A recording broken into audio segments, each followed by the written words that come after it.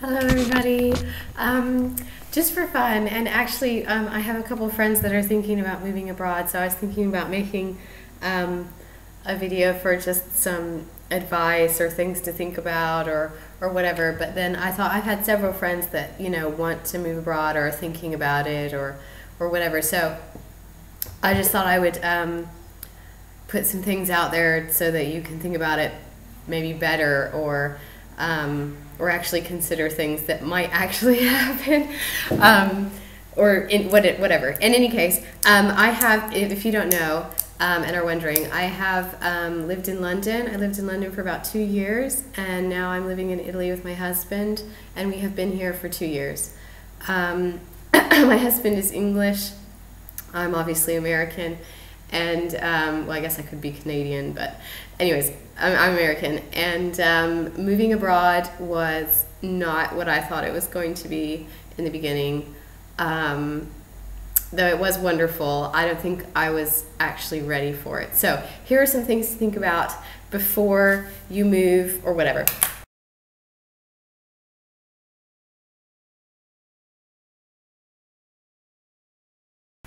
If you are married and you're thinking about moving abroad, I think you should probably just tell yourself that this could be the worst year or 2 years of your marriage and maybe the worst year of your life.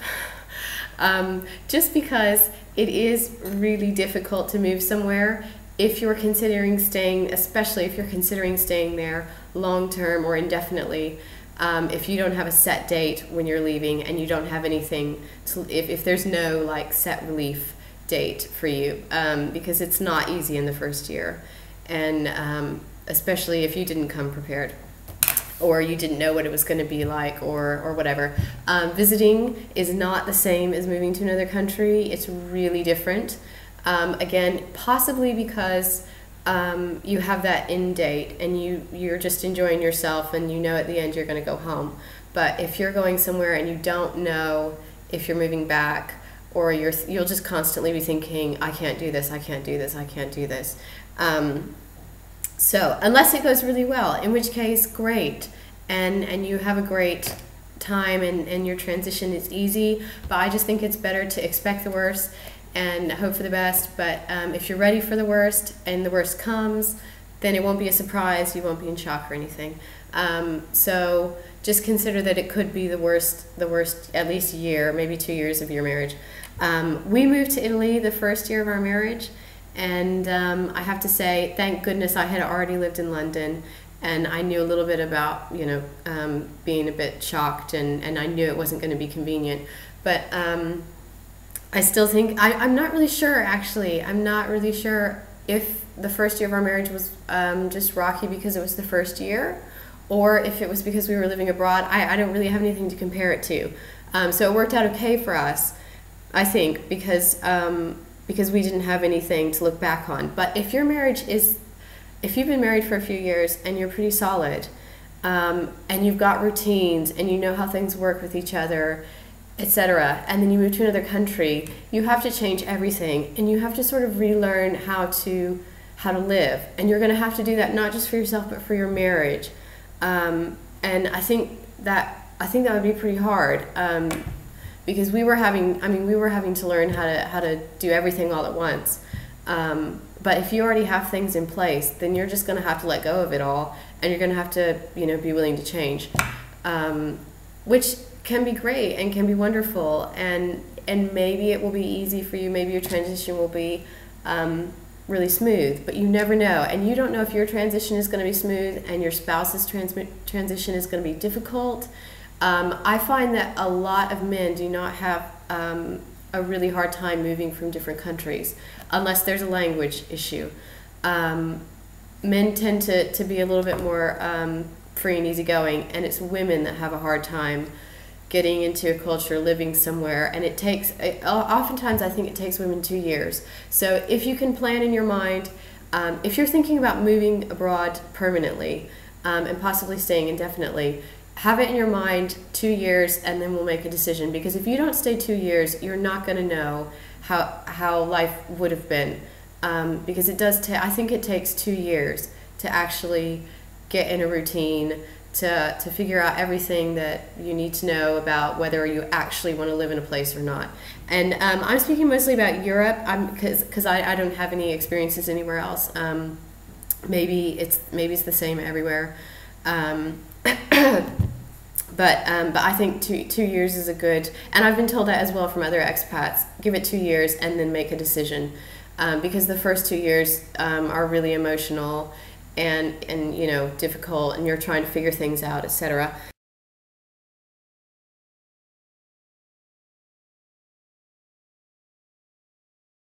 And also, I felt like when I was in London, I remember constantly feeling like I was trying to find an anchor, and I didn't really understand that, because I felt like I know who I am. I know who I am in Christ, even, and everything. And I'm not questioning that, but I feel like I'm just floundering, and I'm just out floating, and I can't get fixed on anything. And I felt that, and I think it's because you have to relearn everything, even if you go to a place where it's English speaking, which I really, really, really suggest for anybody who's making a first-time move abroad.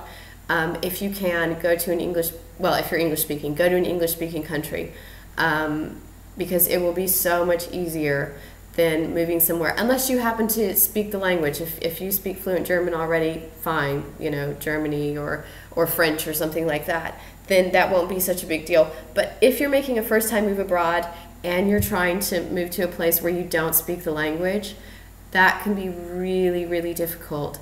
And I'm not sure you want to put anybody who wants to put themselves or their marriage through that all at once, because it is a lot to take in, just moving to an English-speaking country. But if you add learning a language onto that, it will be really, really, you're putting a lot of pressure on yourself.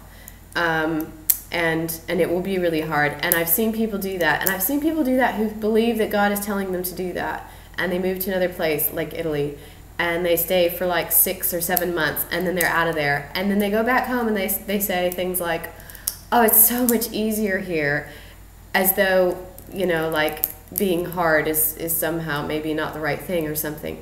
And I don't really understand that. I don't know what those people would say if they feel now that they made a mistake, or and that they didn't actually hear God or something. I'm not sure, but I think go for English speaking if you can. What else for the first one? Oh, of course, unless you feel that God is leading you to another place. Obviously, I mean, if God is calling you to Thailand or something, go to Thailand. If He's calling you to whatever, go there. But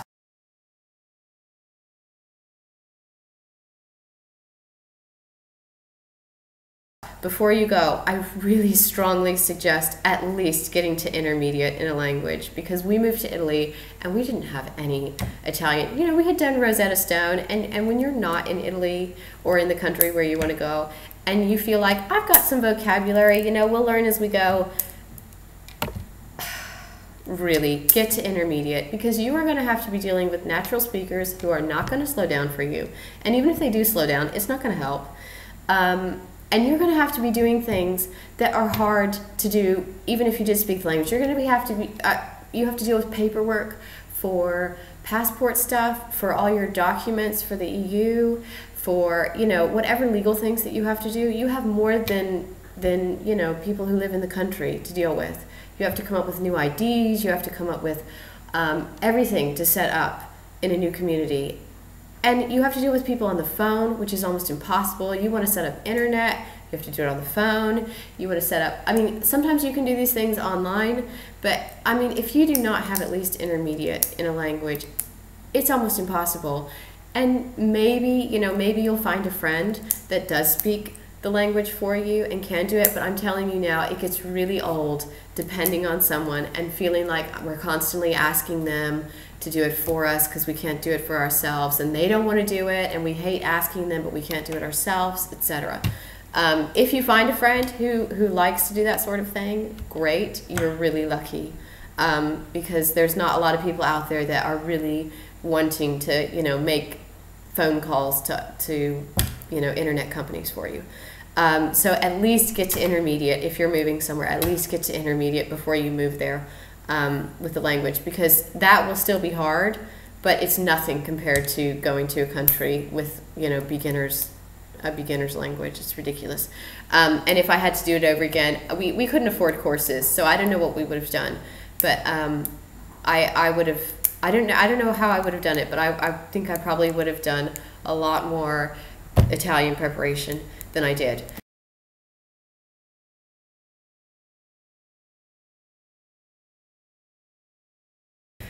Let me see. Other than that,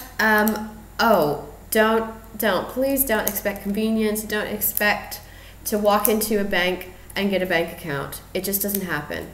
Don't expect to go to a grocery store and get what you want, because you're not going to find anything, especially branding things. So if you just think everything's going to be difficult, everything's going to be inconvenient, I'm going to have to change all of my, there's the man, I'm going to have to change all of my brands that I get, all of the, anything. All the foods that you buy are going to be different. You're not going to be able to find food. You're going to have to relearn how to cook. You're going to have to change your measurements.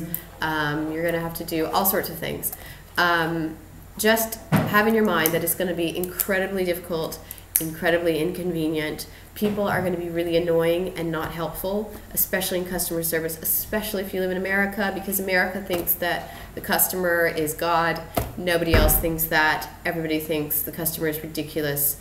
And if the business person happens to know you, then they might make an exception. But if they don't know you, you're sort of lost.